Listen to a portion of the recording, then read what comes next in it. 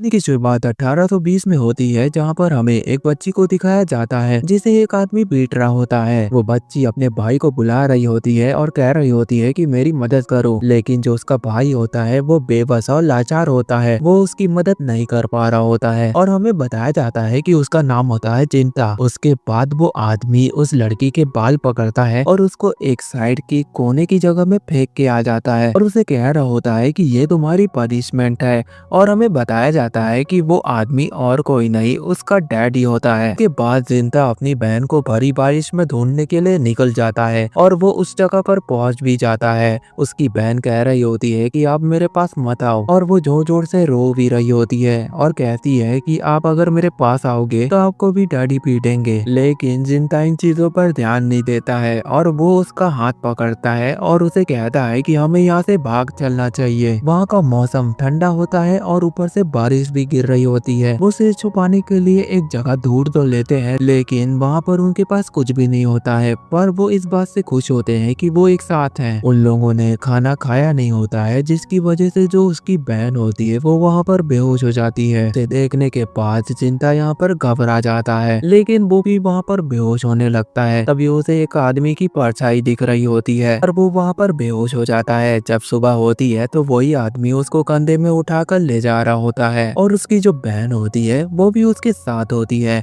फिर वो एक विलेज में पहुंच जाते हैं और हमें बताया जाता है ये जो विलेज है यहाँ पर तरह तरह की कटाना बनाई जाती है, बिल्कुल डीमन स्लेयर में जैसे बनाई जाती थी। और वहाँ पर एक विलेज था जिसका नाम था शॉर्टस्मिथ विलेज और इस विलेज का भी वही नाम होता है। वो आदमी उन दोनों को अपने घर लेकर जाता है और वहाँ पर उसकी बेटी उसका इंतजार कर रही थी। वो जैसा ही आता है वो उसे गले लगा लेती है और जो वो आदमी होता है वो अपनी बेटी को कह रहा होता है कि ये दोनों हमारे साथ ही रहेंगे और ये अब से हमारे परिवार का एक हिस्सा है। उसके बाद जो वो लड़की होती है उसका नाम शिरायुकी होता है। वो जिंता के पास जाती है। वो दोनों भाई बहन भी अपना नाम बता रहे होते हैं शिरायुकी को और जो शिरायुकी होती है वो जिंता से बड़े अच्छे से बात कर रही होती है। ये देखने के बाद उसकी जो बहन होती है वो थोड़ा सा जेलस फील कर रही होती है। फिर हमें बताया जाता है जो शिरायुकी के डैड हैं वो इस विलेज की सेफ्टी करते हैं। वो एक तरह से इस विलेज के गार्ड हैं जिन्हें नींद नहीं आ रही होती है और वो अपनी तलवार को देख रहे होते हैं और उसमें धार लगा रहे होते हैं। उसके बाद हमें अगले दिन का सीन दिखाया जाता है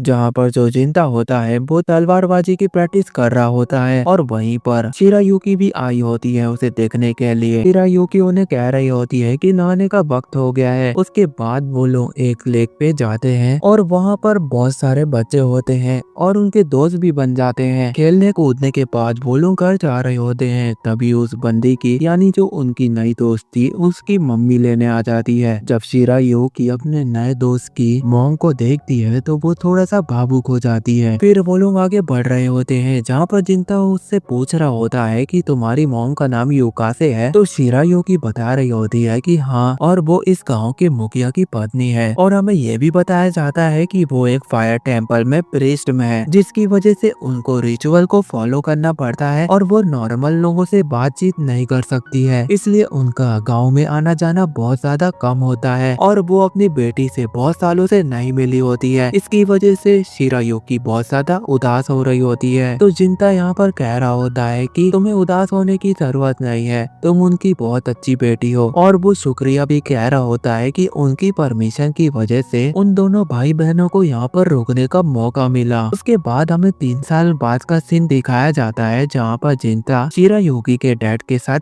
ट्रेनिंग कर रहा होता है और वो वहाँ पर हर बार हार रहा होता है और उदास होकर कह रहा होता है कि वो अपनी मेहनत पर पूरा ध्यान देता है, लेकिन यहाँ पर वो बिल्कुल भी प्रोग्रेस नहीं कर पा रहा है। इन बातों को सुनने के बाद जो वो शिरायुकी के डैड होते हैं वो कह रहे होते हैं कि तुम प्रोग्रेस कर रहे हो, तुम बस उन चीजों को देख नहीं पा रहे हो। उसके बाद वो अपने काम के लिए निकल रहे होते हैं जहाँ पर शिरायुकी उनकी तलवार को दे देती है, जिसके बाद वो जिंता के पास आती है और उससे पूछती है कि तुम इतना उदास क्यों हो और मैं तुम्हारी बड़ी बहन हूँ तो तुम्हें मैं चेयर अप जरूर करूंगी। वहीं पर सूजने भी आ जाती है। दोनों बहनें अपने भाई को अच्छे से चेयर अप करती है और वो स्माइल करने लगता है। उसके बाद वो कहती है कि खाने का समय हो गया है। फिर हमें कुछ और सालों के बाद का सीन दिखाया जाता है जहाँ पर जिंता काफी बड़ा हो गया होता है और वहाँ पर जो प्रिज्म होती है वो जिंता की काफी ज्यादा तारीफ तारीफ कर रही होती है। उसके बाद हमें बताया जाता है कि जो जिंता है उसने अपनी डीमन स्लिंग स्किल को बहुत अच्छे से मास्टर कर लिया है। एक दिन यहाँ पर डीमन आ गया था और वो अपना रूप बदलकर यहाँ पर हमारे बीच घूम रहा था, जिसे जिंता ने बड़े आराम से ढूंढा और मार दिया। उसके बाद हमें बताया जाता है कि जो डीमंस है उनकी उम्र 1000 साल होती है और अगर उन्हें अमर होना है तो उसके लिए एक जवान प्रीस्ट का गोश्त खाना होगा। और कुछ साल पहले बिल्कुल ऐसा ही हुआ था। एक डीमन ने एक जवान प्रीस्ट का गोश्त खा लिया था और वो और कोई नहीं, वो शिरायुकी की मॉम होती है। एक डीमन ने युकासे का गोश्त खाने के बाद वो अमर हो गया था,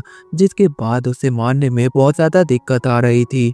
लेकिन शिरायुकी के जो डैड होते हैं उन्होंने अपना सैक्रिफाइस दिया और उस डीमन को मार दिया। वहीं पर प्रिज्म बैठी होती है। उनमें से एक प्रिज्म कह रही होती है कि डीमन का मकसद है द ग्रेट स्वॉर्ड, याराना को वो हथियाना चाहते हैं और बहुत ज्यादा ताकतवर बनना चाहते हैं, क्योंकि ये जो स्वॉर्ड है ये बहुत ज्यादा रेयर है। ये पीढ़ी दर पीढ़ी आगे बढ़ रही होती है और ये इशू की वंश में पास ऑन होती है। और ये जो स्वॉर्ड है इसे बेस्ट स्मिथिंग टेक्निक का यूज करके बनाया गया है और यही उनका प्लान है कि ये स्वॉर्ड पाकर वो बहुत ज्यादा ताकतवर बन जाएंगे। तो वहाँ पर एक योमासा नाम का बंदा बैठा होता है और कह रहा होता है कि डीमन अपने इरादों में कामयाब नहीं हो पाएंगे, क्योंकि उनकी यानी कि प्रिस्ट की रक्षा के लिए 2 सेंटिनल्स यहाँ पर मौजूद है। इसके बाद योमासा जिंता का मजाक उड़ा रहा होता है, उसे तो बस तलवार ही चलाना आती है, बाकी वो दिमाग का यूज तो बिल्कुल करना नहीं जानता है। और जो वहाँ पर प्रिस्ट बैठी होती है वो कह रही होती है कि सब शांत हो जाओ और हमें बताया जाता है कि ये जो प्रिस्ट में ये और कोई नहीं शिरायुकी होती है, जो कि यहाँ की प्रिस्ट में होती है। और वो कहती है कि अब मीटिंग यहाँ पर खत्म होती है। मीटिंग खत्म होने के बाद वहाँ पर सब चले जाते हैं, लेकिन जिंता वहीं रुकता है और जो हमारी प्रिंसेस होती है वो अपने पर्दे से बाहर आती है और जिंता को कह रही होती है कि तुम तो मुझे प्रिंसेस मत बुलाओ, तुम ही एक बंदे बचे हो जो कि उसके असल नाम से बुला सकता है। तो जिंता कहता है ठीक है, मैं तुम्हें तुम्हारे नाम से ही बुलाऊंगा। तो इन बातों से जो शिरायुकी होती है वो काफी ज्यादा खुश होती है और वो बता रही होती है कि इस प्रिंसेस रूम में तो उसमें भी रुकी है और वो थोड़े ही दूर एक रूम में सो रही होती है। और हमें दिखाया जाता है कि उसकी जो एज है वो बिल्कुल बच्चों जैसी होती है, उसकी एज नहीं बड़ी होती है। तो जिंता कह रहा होता है कि सुजुमे को यहाँ पर नहीं आना चाहिए, मैंने उसको कितनी बार मना किया था। तो शिरायुकी कह रही होती है कि तुम जब से डीमन हंटर बने हो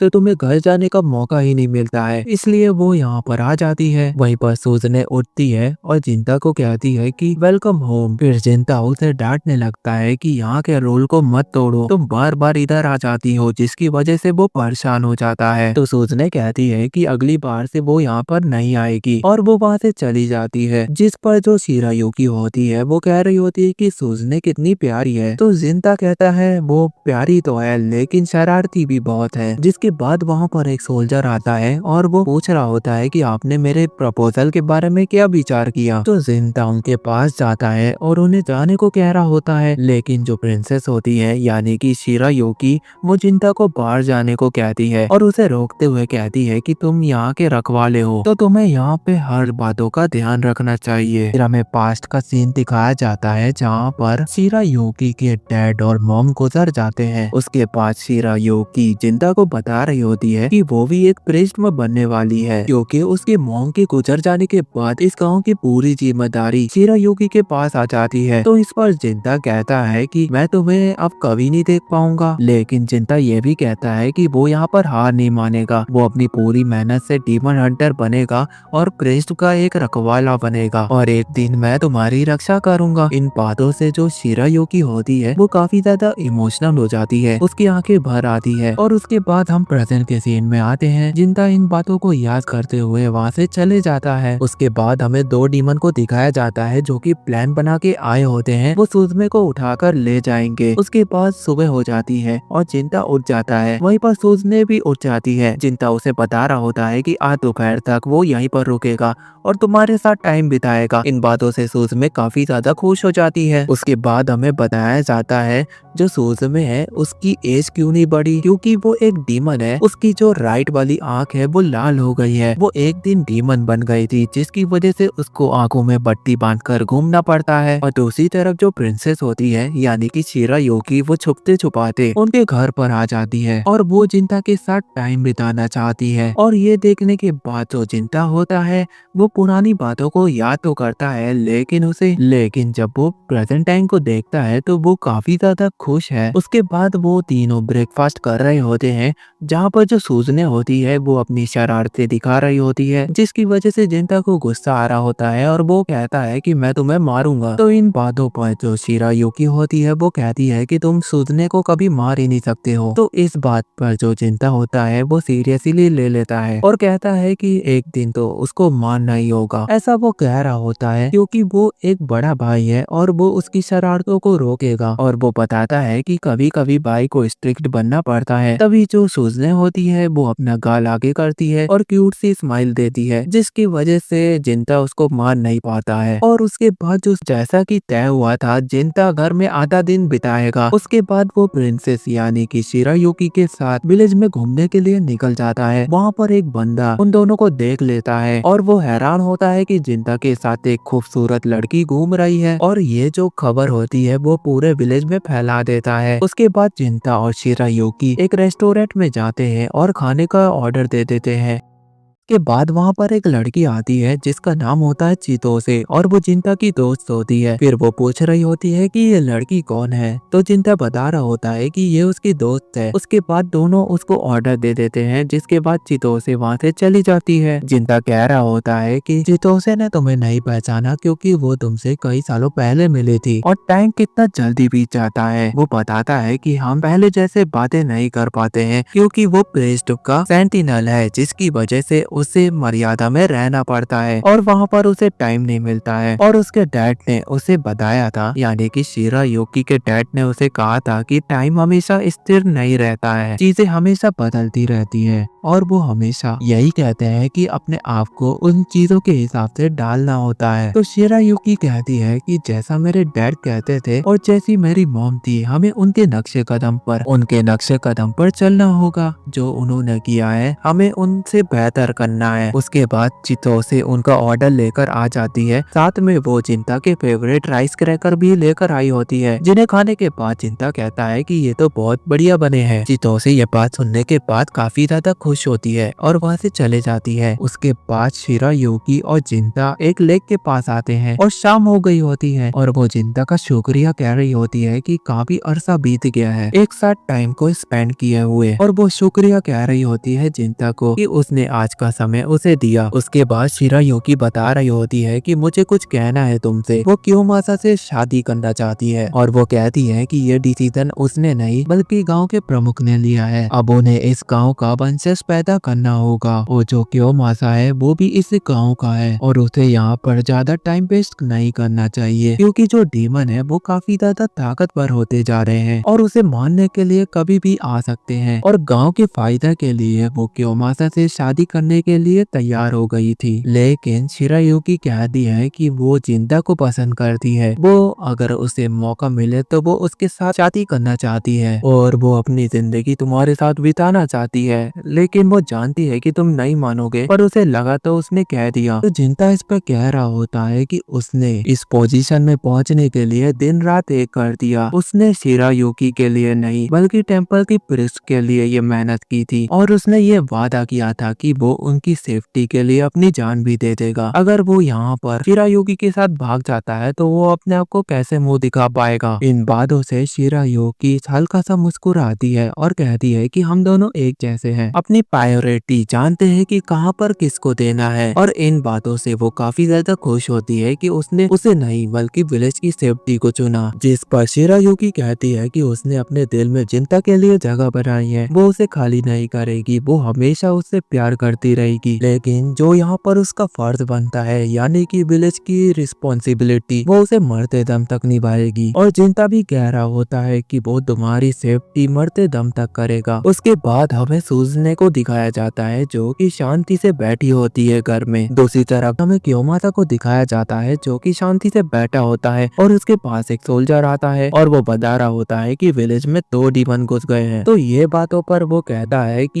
ये जो काम है डीमन मारने का ये इसलिए वो जिंता को देगा और जिंता वहाँ पर आता है, जिस पर क्योमासा उसे पूछ रहा होता है कि तुम्हें पता है ना। तो जो जिंता होता है वो उससे पूछ रहा होता है कि तुम किस बारे में बात कर रहे हो। तो क्योमासा कहता है कि ऐसे बोले मत बनो, तुम एकदम शांत हो, तुम्हें पता चल गया है शिरायुकी और मेरी शादी होने वाली है, ये बातें तुम्हें पता है, फिर भी तुम इतना शांत क्यों हो। इस पर जिंता कहता है कि प्रिंसेस ने जो भी डिसीजन लिया होगा वो सोच समझ के लिया होगा और ये सब विलेज की सेफ्टी के लिए है, तो वो बिल्कुल भी अफसोस नहीं कर रहा है, इसलिए वो यहाँ पे शांत रहता है। तो इन बातों से क्योमासा को गुस्सा आता है और वो उससे कहता है कि तुम बिल्कुल पागल हो, तुम इन चीजों को रोक सकते हो लेकिन तुम ट्राई नहीं करना चाहते हो। तो चिंता कहता है कि हाँ वो ऐसा ही है और उसके बाद वो आगे डीमन को मारने के लिए निकल जाता है। दूसरी तरफ जो सुजुमे होती है वो अपने कमरे में बैठी होती है और उसके पास एक लेडी आती है। फिर यहाँ से सीन शिफ्ट हो जाता है, हमें चिंता को दिखाया जाता है जो आगे जंगलों में बढ़ रहा होता है और उसके पास एक डीमन आता है। उसके बाद चिंता उस डीमन के ऊपर हमला कर देता है और वो एक स्ट्राइक उसके ऊपर करता है लेकिन उसका कोई भी फायदा नहीं होता है। डीमन की जो बॉडी होती है वो बिल्कुल स्टोन की तरह होती है, जिसकी वजह से जो हमारा चिंता होता है वो बाउंस बैक हो जाता है और वहाँ पर उसको भी चोट लग जाती है, लेकिन वो अपनी चोट पर ध्यान नहीं देता है और उसके ऊपर फिर से अटैक करने के लिए बढ़ता है। लेकिन इस बार वो डीमन का हाथ काट देता है और जो डीमन होता है वो कह रहा होता है कि ये इंसान तो बहुत ज्यादा इंटरेस्टिंग है, उसे पता है कि मेरी उम्र कितनी ज्यादा हो सकती है और तुम उन्हीं टेक्निक्स का यूज कर रहे हो जो पीढ़ी दर पीढ़ी सौंपी जाती है, लेकिन इससे उसे कोई भी फर्क नहीं पड़ता है। वो चिंता से पूछता है कि तुम किस लिए अपनी तलवार को उठाए हो। तो चिंता बताता है कि वो लोगों की सेफ्टी के लिए अपनी शॉट को उठाया है। दूसरी तरफ जो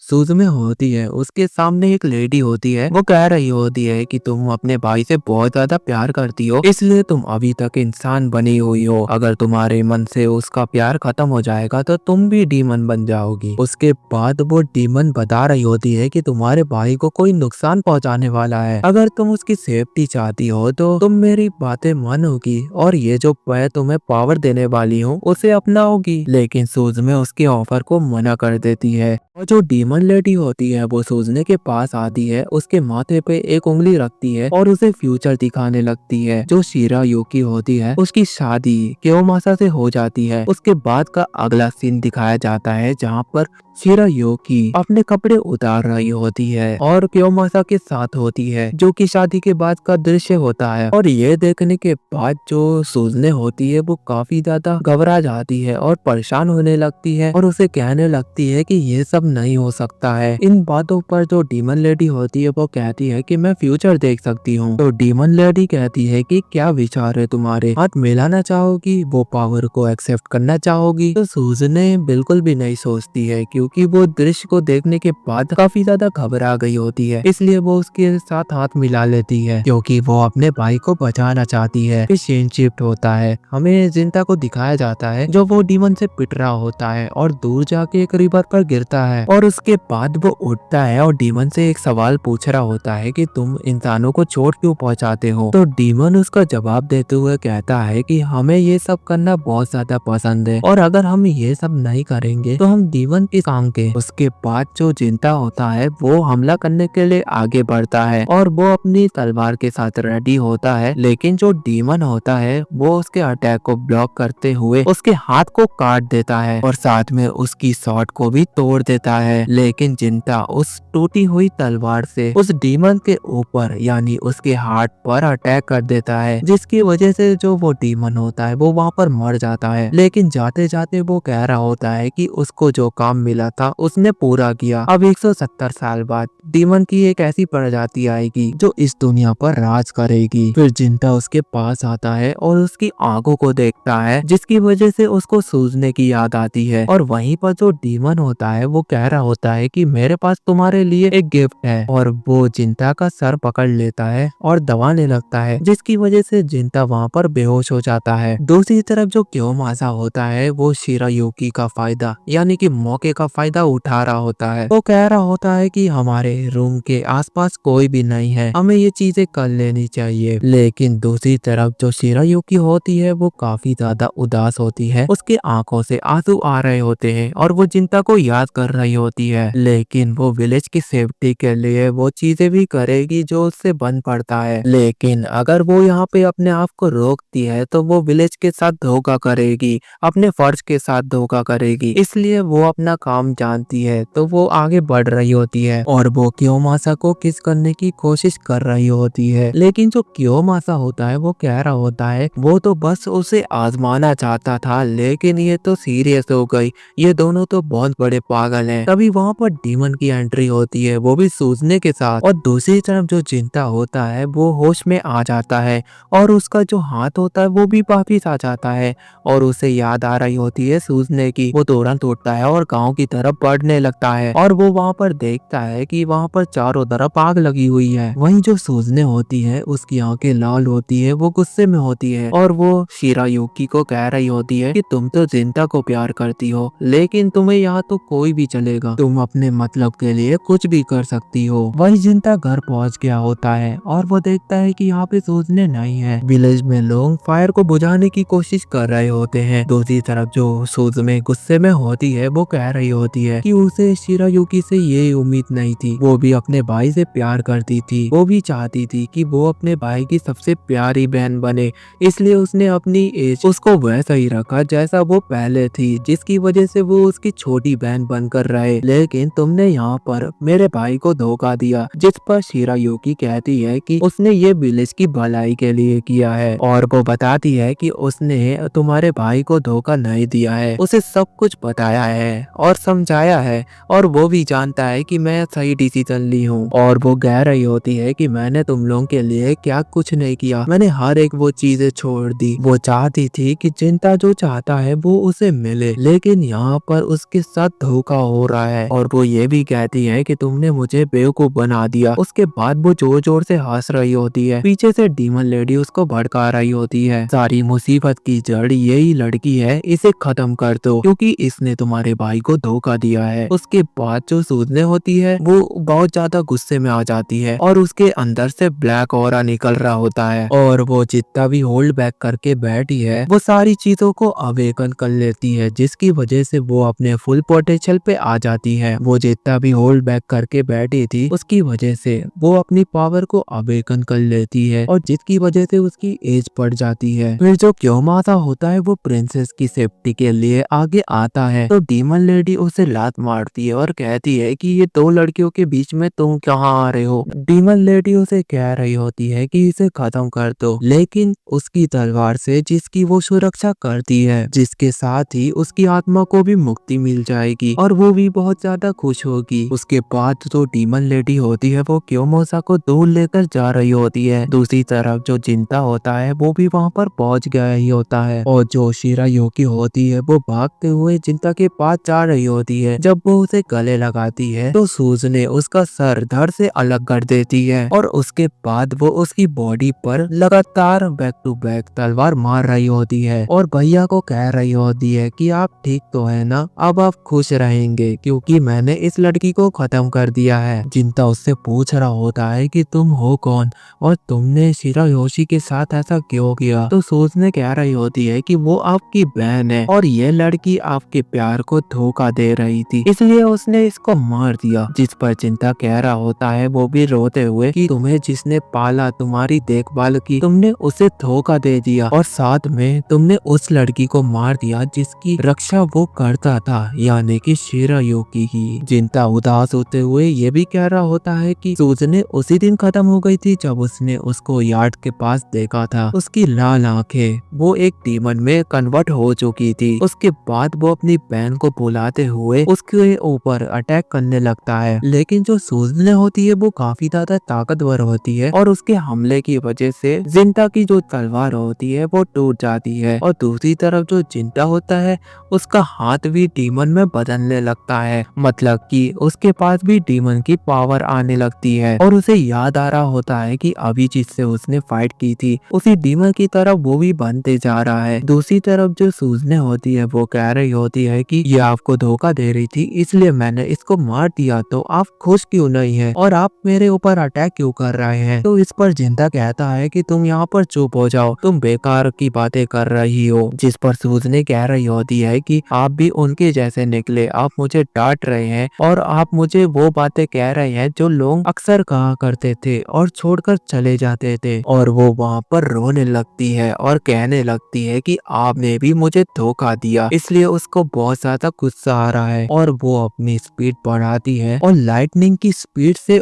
जिंता के ऊपर अटैक कर रही होती है। जिंता उसके मूव को पढ़ नहीं पा रहा होता है और जो सूजने होती है वो मौके का फायदा उठाते हुए अपने हाथ को जिंता के पेट में घुसा देती है और फिर जब वो निकालने की कोशिश करती है लेकिन वो निकल नहीं रहा होता है। जिंता मौके का फायदा उठाते हुए उसे एक जोर का पंच मारता है जिससे जो सूजने होती है वो काफी दूर जाकर गिरती है, लेकिन उसे वहाँ पर कुछ नहीं हुआ होता है। वो जिंदा उठ जाती है और ये देखने के बाद जिंता को काफी गुस्सा आ रहा होता है और वो अपना सबसे खतरनाक अटैक उसके ऊपर करने के लिए आगे बढ़ता है। अगर वो अटैक सूजने को वहाँ पर लगता तो वो वहीं पे खत्म हो जाती, जिसमें वो डीमन लेडी आ जाती है जिसकी वजह से जो सूजने होती है वो वहाँ पर बच जाती है। अगर वो अटैक सूजने को लगता तो वो वहीं खत्म हो जाती। उसके बाद जो जिंदा होता है वो अपना हाथ निकालने की कोशिश कर रहा होता है, लेकिन डीमन लेडी उस हाथ रिलीज नहीं कर रही होती है और वो सूजने को कह रही होती है कि तुम यहाँ से जाओ, बाकी का मैं संभाल लूंगी। और सूजने जाते जाते कहती है कि वो इस दुनिया से नफरत करती है, उसकी हर एक चीज इस दुनिया ने छीन ली, इसलिए अब वो इस दुनिया को खत्म कर देगी, लेकिन लास्ट में वो अपने भैया से जरूर मिलने आएगी। दूसरी तरफ जो वो डीमन लेडी होती है वो हंस रही होती है और कह रही होती है कि उसका काम तो यहाँ पर हो गया और वो कह रही होती है कि अब डीमन को कोई मजाक में नहीं लेगा और अब वो खुशी खुशी मर सकती है, क्योंकि वो अटैक जिंता का काफी ज्यादा पावरफुल था, इसलिए वो डीमन वहाँ पर मर जाती है। उसके बाद हमें गाँव का सीन दिखाया जाता है जहाँ पर आग को बुझा लिया गया होता है और वही जो हमारा जिंता होता है वो दुख, दर्द और पीड़ा में होता है। उसने जो वादा किया था अपने आप से कि वो प्रेस्म को बचाएगा और उसकी रक्षा करेगा, लेकिन वो यहाँ पर कुछ भी नहीं कर पाया और कह रहा होता है कि उसने अपनी पूरी कोशिश की होती तो शायद वो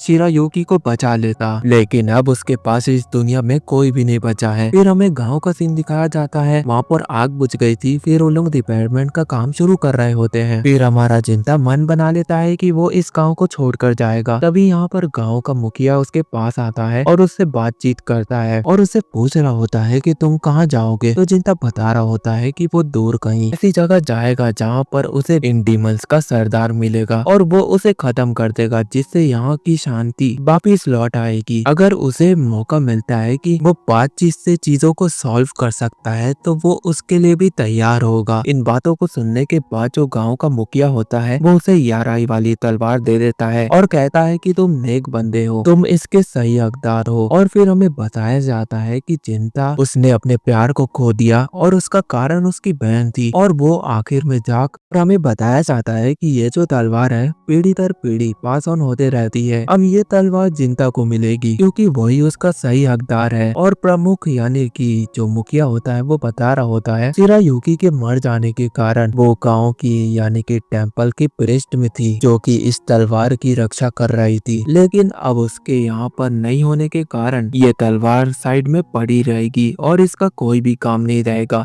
इसलिए वो तुम्हें ये देना चाहता है। तो हमारा जिंता उस तलवार को ले लेता है और हमें बताया जाता है कि जो भी ये तलवार ले लेता है यानी कि उस तलवार का हकदार बन जाता है तो रीति रिवाज के साथ उसका नाम भी तय किया जाता है। उसके नाम में कांची ऐड हो जाता है, यानी कि अब जिंता को कहेंगे जिनियो, लेकिन हम उसे जिंता ही कहेंगे। उसके बाद वो आगे बढ़ रहा होता है, तभी गांव का प्रमुख उससे कहता है कि उसको माफ कर देना। वो जानता था कि तुम शिरायुकी से प्यार करते थे, लेकिन उसका पोता भी उससे प्यार करता था, इसलिए उनकी शादी की बात शिरायुकी से की थी, जिसकी वजह से वो वहाँ पर माफी मांग रहा होता है। तो जिंता उनको खड़े करता है और कहता है कि इसमें आपकी कोई भी गलती नहीं है, जो होना था वो तो हो गया। फिर वो आगे बढ़ जाता है, तभी वहाँ पर चीतों से आ जाती है और वो रोते हुए कह रही होती है कि जिंता तुम मेरे सबसे अच्छे दोस्त हो, तो उसके खातिर मेरे लिए यहाँ पर रुक जाओ। तो जिंता कहता है कि वो एक दिन जरूर आएगा, वो वादा करता है। फिर हमारी जिंता का सफर शुरू होता है। वो कहता है हाँ 170 साल। उसके बाद हमें 170 साल के बाद का सीन दिखाया जाता है जहाँ पर एक बंदा अपनी तलवार के साथ टेम्पल में जा रहा होता है और वहाँ पर एक प्रीस्ट होती है जो कि झाड़ू लगा रही होती है और उसका नाम होता है मीको। उसके बाद हम प्रेजेंट सीन में पहुंच जाते हैं जहाँ जहाँ पर एक बंदा दिखाया जाता है जो कह रहा होता है उसका नाम जेंजी होता है और वो जनरल स्टोर का काम संभालता है और वहाँ पर उसका मालिक आता है जिंदा से मिलने के लिए। फिर वो अपने क्लर्क को कहता है कि आगे की बातें तुम इसे समझा देना। उसके बाद जो वो काम करने वाला बंदा होता है जिसका नाम जेंजी होता है वो जिंदा को अपना इंट्रोडक्शन देता है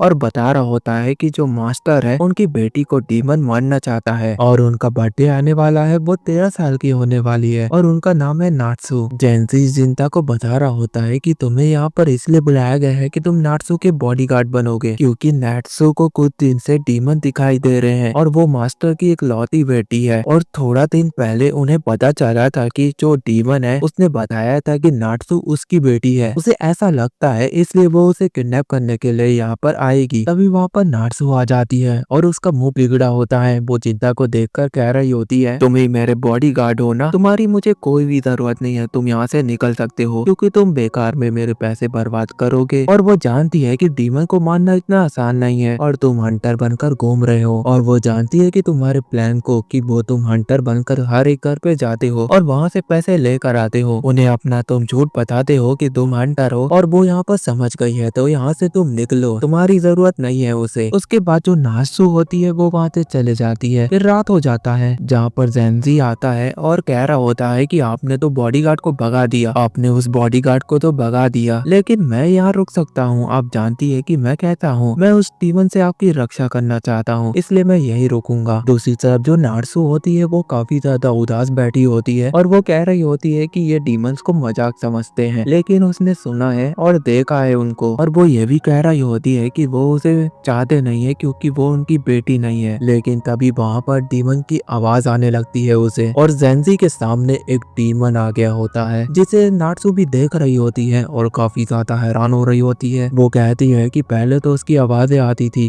लेकिन अब वो खुद यहाँ पर प्रकट हो गया है, अब पता नहीं क्या होगा जेंजी का। दूसरी तरफ जो वो डीमन होता है वो जेंजी के ऊपर अटैक कर देता है लेकिन एंड टाइम पर हमारा जिंदा आ जाता है और उस डीमन का हाथ काट देता है। जिसके बाद जो डीमन होता है वो बिल्कुल भी कुछ नहीं सोच रहा होता है, बस उसके दिमाग में एक ही चीज चल रही होती है कि उसकी बेटी को लौटा दो। उसके बाद जिंदा उसे मार देता है और वहीं पर नाट्सू आती है और पूछती है क्या तुमने डीमन को मार दिया? तो जिंदा कहता है कि नहीं, अभी वो नहीं मरा, अगर वो मरा होता तो उसकी वाइट ऑरा निकलती। उसके बाद अगले दिन का सीन दिखाया जाता है जहाँ पर जेंसी जिंदा को रिक्वेस्ट कर रहा होता है कि आप आज रात यहाँ पर रुक जाए, वो डेविल यानी कि डीमन फिर से आने का। तो जिंदा उससे पूछ रहा होता है कि तुम नाट्सू के बारे में क्या क्या जानते हो, वो सब कुछ बता दो। तो जिंदा बता रहा होता है कि जो मास्टर है वो उसको अडॉप्ट किए हैं क्योंकि जो नाट्सू के पेरेंट्स थे उन्हें डीमन ने मार दिया था और जो मास्टर है वो भी काफी ज्यादा डिप्रेस रहते थे। वो जानते थे कि नाट्सू एक अच्छी लड़की है इसलिए उन्होंने उसे अडॉप्ट किया। उसके बाद वो आगे बता रहा होता है कि जो उनकी वाइफ थी उन्हें एक डीमन ने मार दिया था और उनका जो बेटा था वो यहाँ से भाग गया था, इसलिए वो उस दिन से डीमन को हेट करते हैं। जिंदा समझ जाता है। फिर रात का सीन दिखाया जाता है जहाँ पर उसके डैड और नाट्सू खाना खा रहे होते हैं और वो पूछ रहे होते हैं कि तुम्हारा बॉडीगार्ड कैसा है। तो नाट्सू बता रही होती है कि वो बहुत अच्छा है, उसने उसे कल रात डीमन से भी बचाया और इसके लिए आपका शुक्रिया। तो उसके डैड कह रहे होते हैं कि इसमें शुक्रिया कैसा, हर पेरेंट्स का फर्ज बनता है अपने बच्चों की रक्षा करने, तो अपने डैड को तुम्हें शुक्रिया कहने की कोई जरूरत नहीं है। उसके बाद नाट्सू उनसे पूछ रही होती है कि आपने इसी बंदे को क्यों चुना। तो उसके डैड बता रहे होते हैं कि उसने बहुत सी कहानियां सुनी थी कि एक बंदा एक डीमन को एक ही लाइफ में खत्म कर देता है और उसे लगा कि तुम्हारा जो डीमन परेशान कर रहा है, उन्हें लगा कि ये जो बंदा है वो उसे मार सकता है, इसलिए उन्होंने उसे चुना और वो एक तरह से नेक दिल भी है और उस पर भरोसा किया जा सकता है। ये बातें सुनने के बाद नाट्सू समझ जाती है कि उसके डैड ने ये वाला बॉडीगार्ड क्यों चुना। उसके बाद नाट्सू अपने डैड के साथ टाइम बिता रही होती है और उसे पुरानी बातें याद आ रही होती है, कैसे उसके जो डैड है और उनकी जो वाइफ थी उन्हें डीमन ने मार दिया था और उनका जो भाई था उसको किडनैप कर लिया गया था। उसकी वजह से उसके कानों में वो आवाज गूंज रही होती है कि उसने लड़के को छोड़कर लड़की को अडॉप्ट कर लिया था। इन बातों से वो काफी ज्यादा परेशान हो गई होती है। फिर हमें रात का सीन दिखाया जाता है जहाँ पे जेंजी और चिंता नाट्सू के रूम के बाहर पहरा दे रहे होते हैं। नाट्सू वहाँ पर बाहर आती है और जेंजी से पूछ रही होती है कि तुम यहाँ पर क्या कर रहे हो,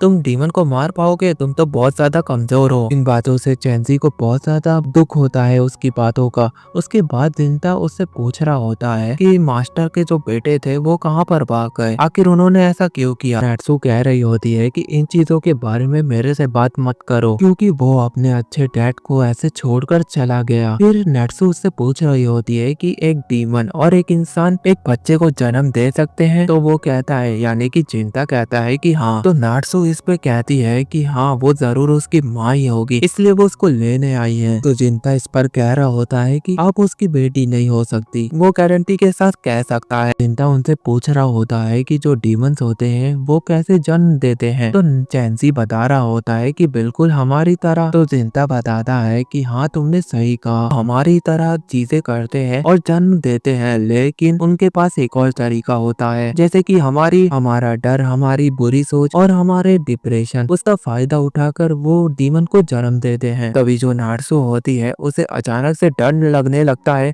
और वहाँ पर उसे आवाजें आने लगती है, क्योंकि वहाँ पर वही डीमन आ गई होती है और वो सीधा जिंता के ऊपर अटैक कर देती है और जिंता अपना डिपेंड करते हुए उसे जमीन में लगा देता है, यानी कि उसको वहाँ पर पकड़ लेता है। चैंसी उसे कहता है कि जल्दी से इसे खत्म कर दो। जिंता पूछता है नाट्सू से, क्या मैं इसे खत्म कर दूं? क्योंकि ये तुम्हारी फीलिंग्स की, यानी ये तुम्हारे डर की वजह से बना है। और जो नाट्सू है वो बस एक ही चीज चाहती है कि वो अपने डैड का प्यार, और वो हमेशा उसकी तरफ ही देखते रहे, उस पर ध्यान देते रहे।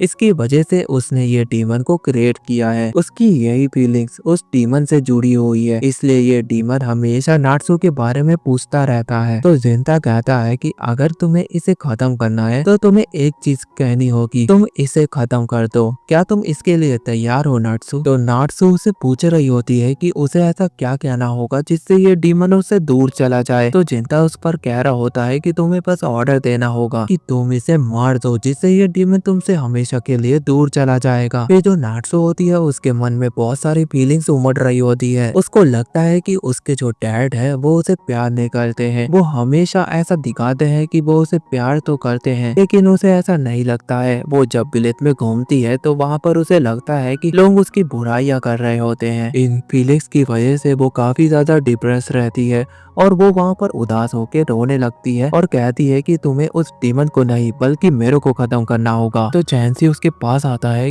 और कहता है कि आप ये क्या कह रही हैं? ये डीमन को खत्म करना है, आपको नहीं, आप तो गलत बात कर रही हैं। और वो ये भी कह रहा होता है कि आप ये क्या कह रही है, बॉस हमेशा से आपको प्यार करते हैं लेकिन वो जता नहीं पाते हैं, और वो जानता है कि आप भी उन्हें बहुत ज्यादा केयर करती हैं। बस आप उनसे अच्छे से बात करें, उनके सामने सारी बातें रखें, जिससे कोई भी डाउट नहीं होगा आपको। आप जानती हैं कि बॉस आपको अपने परिवार का एक हिस्सा मानते हैं, वो भी प्रीशियस वाला। तो आपने ऐसा कैसे सोच लिया कि बॉस आपको प्यार नहीं करते होंगे, वो आपको एक फैमिली मानते हैं। चैंसी की इन बातों की वजह से नाट्सू को काफी ज्यादा मोटिवेशन मिलता है और वो जिंता को कहती है कि इस डीमन को मार दो। तो जिंता आगे बढ़ता है और उस डीमन को मार देता है, जिसके बाद उसमें से व्हाइट कलर की धुआं निकल रहा होता है और इससे वो क्लियर कर लेते हैं कि डीमन यहाँ पे मर चुका है। और उसके बाद जो नाट्सू होती है वो अपने नेगेटिव थॉट्स पर एक विक्ट्री हासिल करती है। उसके बाद वो चैन से सो रही होती है। कहानी यहाँ पर खत्म नहीं हुई होती है। वो जो डीमन होता है वो फिर से रीजनरेट होने लगता है और जिंता को थोड़ा थोड़ा समझ में आने लगता है कि वो जो डीमन है वो उसकी नेगेटिव फीलिंग से जिंदा हो रहा है, क्योंकि यह जो डीमन है वो नेगेटिव फीलिंग्स को पहचान लेता है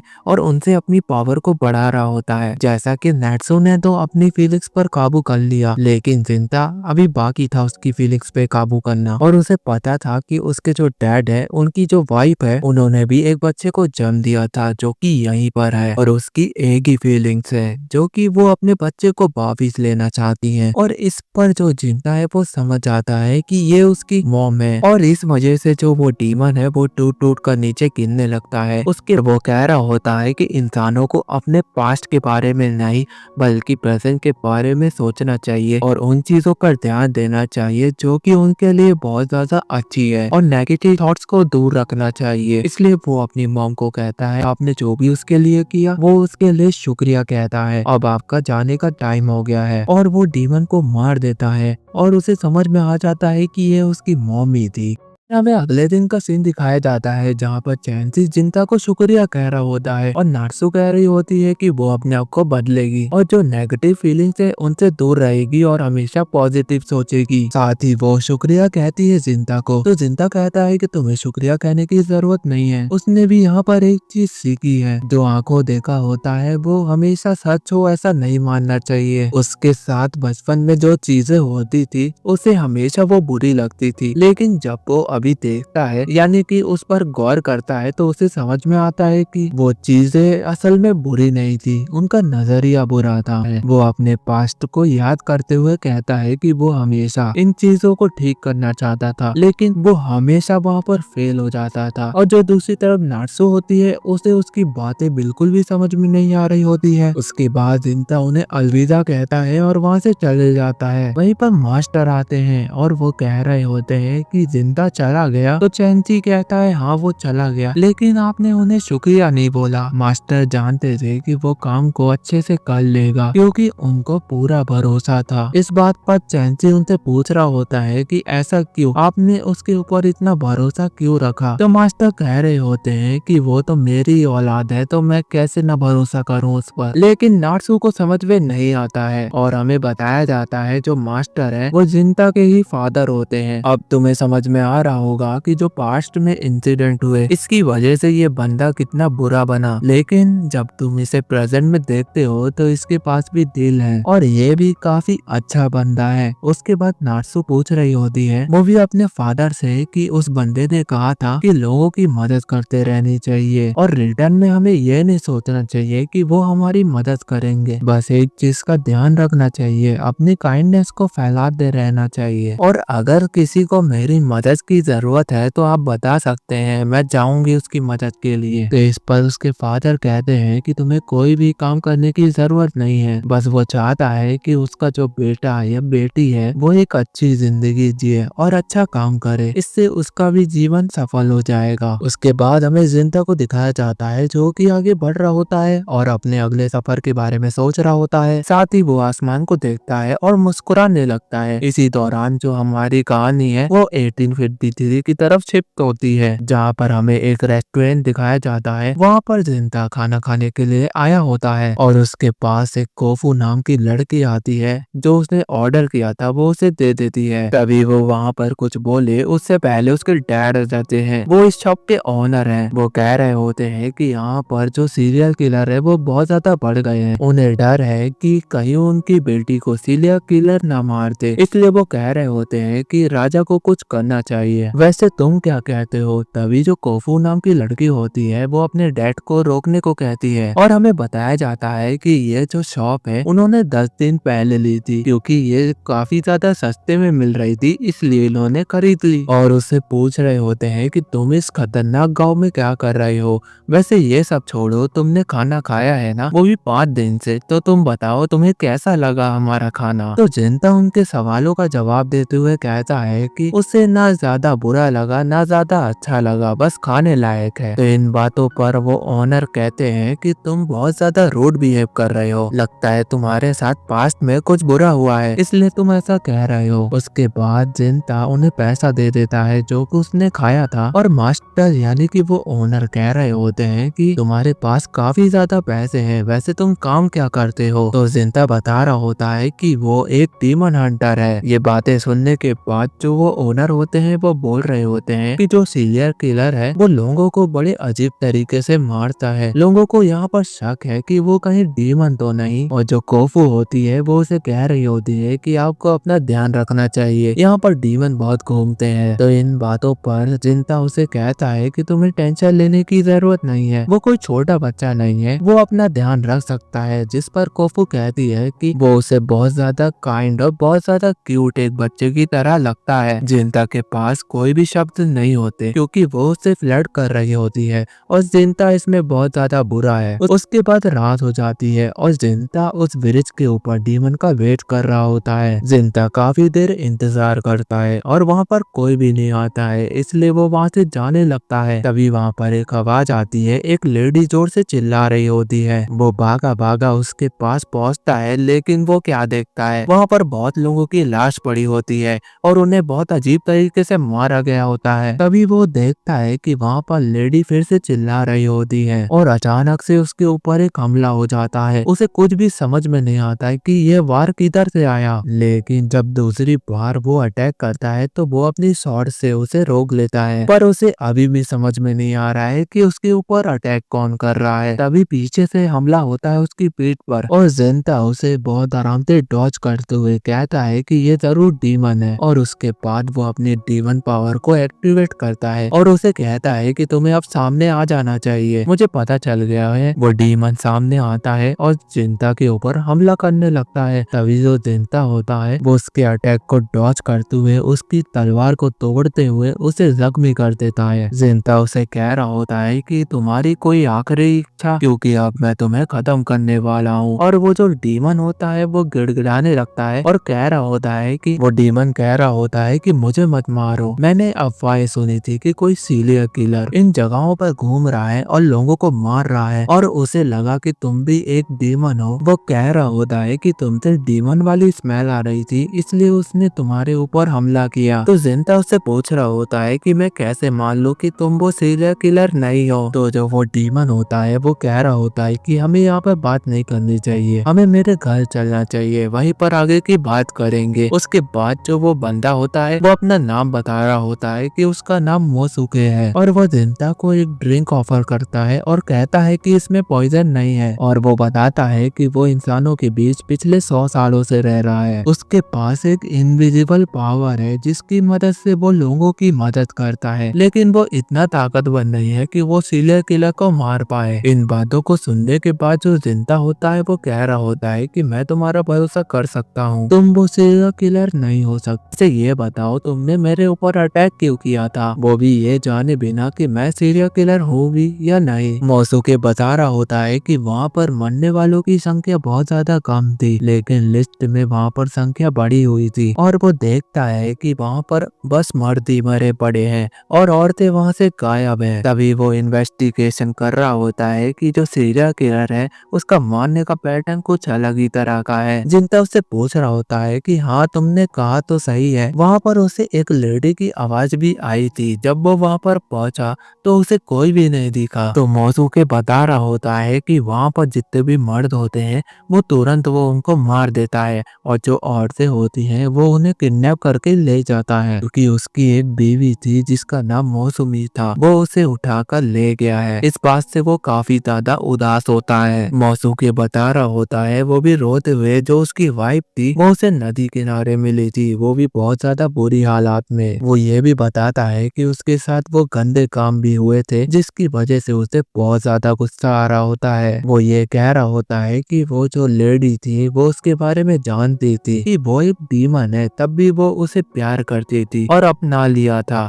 जो वो एक तरह से एक नेक दिल औरत थी जो उसको बहुत ज्यादा चाहती थी, और वो हमेशा सबका अच्छा सोचती थी, सबके बारे में अच्छा ही करती थी। लेकिन उसके साथ इतना ज्यादा बुरा हो गया। वो रोते हुए कह रहा होता है कि वो सीरियल किलर को नहीं छोड़ेगा, अगर वो उसके सामने आएगा तो वो उसे मार देगा। और वो ये स्टोरी बता रहा होता है जिंता को कि क्यों उसने उसके ऊपर अटैक किया था, क्योंकि उसे लगा कि वो सीरियल किलर है। तो जिंता उसकी कहानी सुनने के बाद कहता है कि तुम टेंशन मत लो, वो डीमन को जरूर मार देगा। मोसुके कहता है कि वो सीरियल किलर को ढूंढेगा और आपकी मदद करेगा, लेकिन लास्ट में वो सीरियल किलर को खुद अपने हाथों से मारना चाहेगा। तो जिंता उससे पूछता है क्या तुम सच्ची में उस सीरियल किलर को मारना चाहते हो, तुम्हें इतनी टेंशन लेने की जरूरत नहीं है, मैं डीमन हंटर हूँ, मैं तुम्हारे लिए उसे मार दूंगा। तो इस पर मोसुके कहता है कि उसने मेरी जिंदगी बर्बाद कर दी, उसने मेरी सबसे प्रीशियस चीज को छीना है, तो मैं उसे जरूर मारूंगा, और डीमंस कभी झूठ नहीं बोलते हैं। इन बातों को सुनने के बाद जो जिंता होता है वो कहता है कि मैंने तुम्हारी कहानी सुनी, इसलिए मैं तुम्हारा साथ दूंगा। मोसुके उसे स्माइल देते हुए कहता है कि आपका शुक्रिया। उसके बाद अगले दिन का सीन दिखाया जाता है जहाँ पर जिंता और मोसुके उस डीमन को यानी कि उस सीरियल किलर को ढूंढ रहे होते हैं, लेकिन वो नहीं मिलता है। वो चारों तरफ ढूंढते हैं लेकिन थक जिंता उसे कह रहा होता है कि हमें हार नहीं माननी है।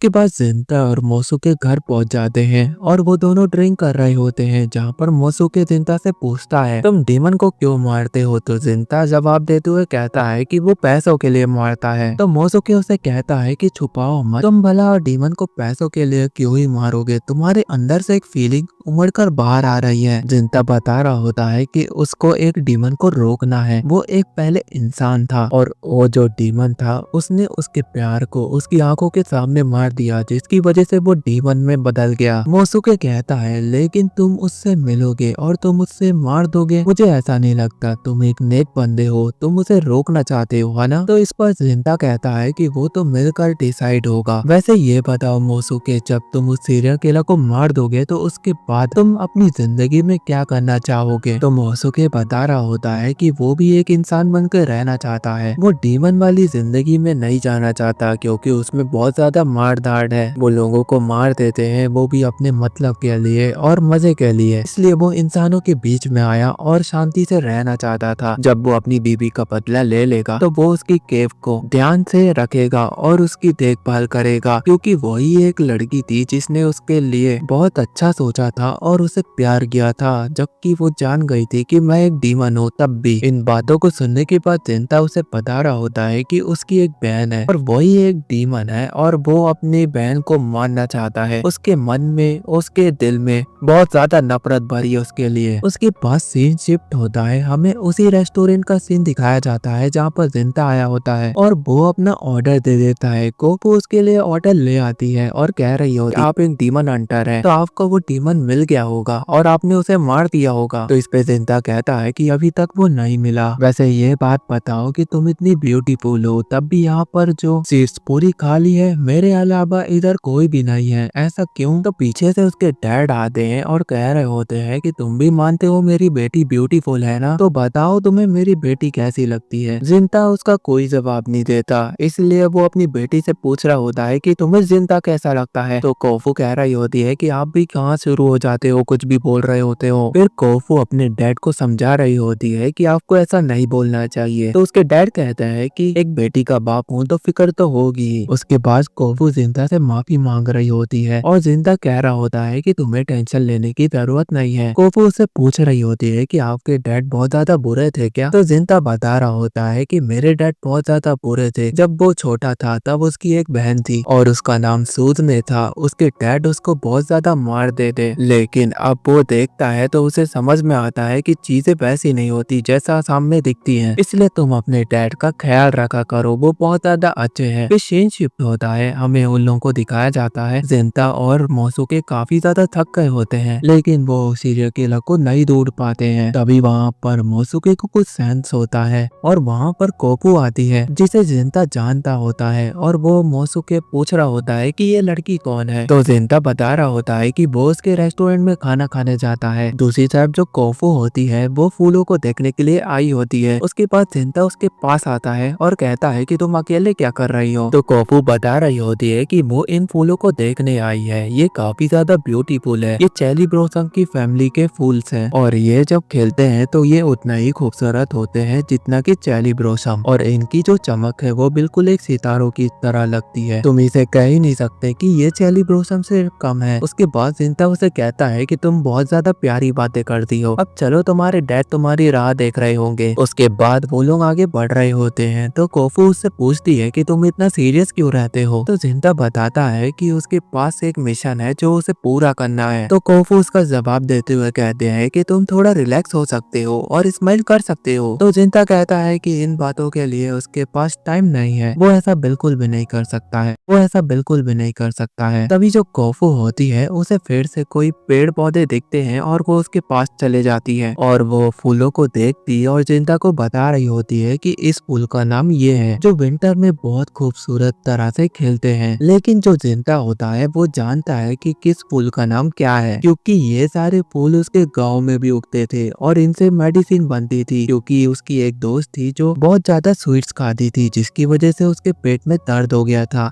और इन फूलों की मदद से मेडिसिन बनाई थी और उसके पेट में दर्द था उससे राहत दिलवाई गई थी। फिर कोफू उसे कह रही होती है कि तुम हर एक चीज के बारे में जानते हो लेकिन तुम अपने पास्ट में ही अटके हुए हो, तुम हर एक खूबसूरत चीज को जानते हो लेकिन लेकिन रिएक्ट नहीं करते हो। तुम बहुत ज्यादा प्यारे भी हो और तुम बहुत सारी चीजें जानते भी हो। तुम्हें अपने पास्ट के चीजों पर ध्यान नहीं देना चाहिए, बल्कि जो प्रेजेंट में चल रहा है, जैसे कि ये खूबसूरत फूल खिल रहे हैं, उनकी ब्यूटी को देखनी चाहिए। जिंता मुस्कुराते हुए कहता है कि लो तुम्हारा घर आ गया है। कोफू कह रही होती है कि चलते चलते टाइम कितना जल्दी बीत जाता है। उसके बाद वो अपने घर जा रही होती है तो जिंता उसे रोकते हुए कहता है कि क्या तुम उसको कुछ और फूल के नाम बताओगी। तो इन बातों को सुनने के बाद जो कोफू होती है वो कहती है, वो भी मुस्कुराकर बिल्कुल। वहीं पर मोसुके आता है, वो उनका पीछा कर रहा होता है और वो बीच में नहीं आना चाहता था, क्योंकि ये बातें तो तुम लोग भी समझ सकते हो। उसके बाद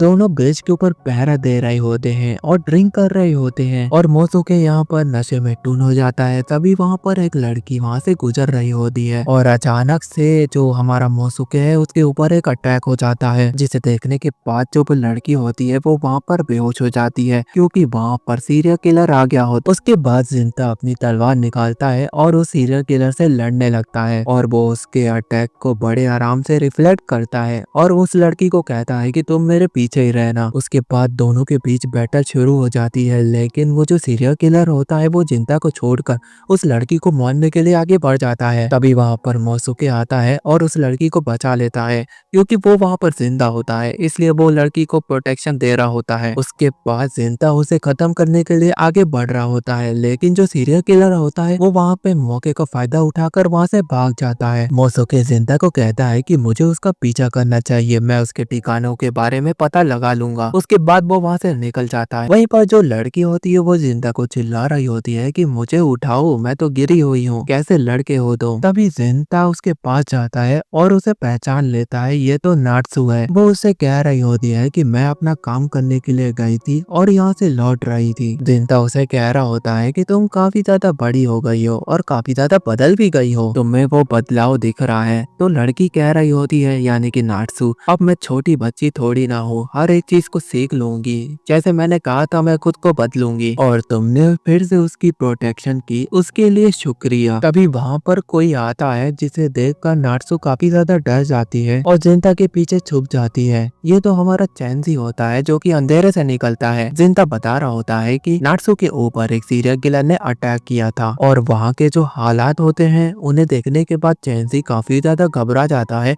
और नाट्सू से जाके चिपक जाता है। उसके बाद नाट्सू जिंता से पूछ रही होती है कि तुम अब क्या करते हो। तो जिंता बता रहा होता है कि अभी वो डीमन हंटर है, वो डीमन को मारता है जैसे कि वो सीरियल किलर को मारने के लिए निकला है। अगर तुम्हें किसी और डीमन ने परेशान किया तो बेझिझक मुझे बुला लेना, मैं उसे मार दूंगा, वो भी डिस्काउंट में। तो नाट्सू उसे कह रही होती है कि यहाँ पर उसकी मदद करने के लिए शुक्रिया। चैंजी बता रहा होता है कि एक टेम्पल के बारे में उसने सुना है, तुम डीमन को मारते हो ना, वहाँ पर एक प्रीस्ट में रहती थी, वो वहाँ पर मारी गई। उसके बाद वहाँ पर औरतों की आवाज आती रहती है। लोगों को लगता है कि वहाँ पर डीमन है, इसलिए तुम्हें वहाँ पर जाना चाहिए और डीमन को मार देना चाहिए। दूसरी तरफ जो मोसुके होता है वो उस सीरियल किलर का पीछा कर रहा होता है। तभी वहाँ पर उसे एक आवाज आती है। तभी वहाँ पर मोसुके की नजर उस सीरियल किलर पर पड़ती है। वो लड़की को उठाकर ले जा रहा होता है और इससे मोसुके को अपना पास्ट, यानी कि उसकी वाइफ के साथ जो हुआ वो सारी बातें याद आ रही होती है और वो गुस्से में उस सीरियल किलर का पीछा करने लगता है। और जो सीरियल किलर होता है वो एक टेम्पल में आके रुकता है। मोसुके उसका पीछा कर रहा होता है, वो भी टेम्पल में आता है और अपनी इनविजिबल पावर को एक्टिवेट करता है और उसके अंदर चला जाता है। तभी वो देखता है कि वो जो डीमन है वो एक औरत को खा रहा होता है। वो उसके हर एक हिस्से को अलग करके खा रहा होता है और उससे बहुत ज्यादा खून भी निकल रहा होता है, जो कि मोसुके देख रहा होता है और उसे बहुत ज्यादा गुस्सा आ रहा होता है। फिर वो उसके ऊपर अटैक कर देता है, लेकिन जो वो डीमन होता है यानी कि सीरियल किलर, वो बहुत ज्यादा ताकतवर होता है, इसलिए एक अटैक से मोसुके को दूर भेज देता है। और दूसरी तरफ उसके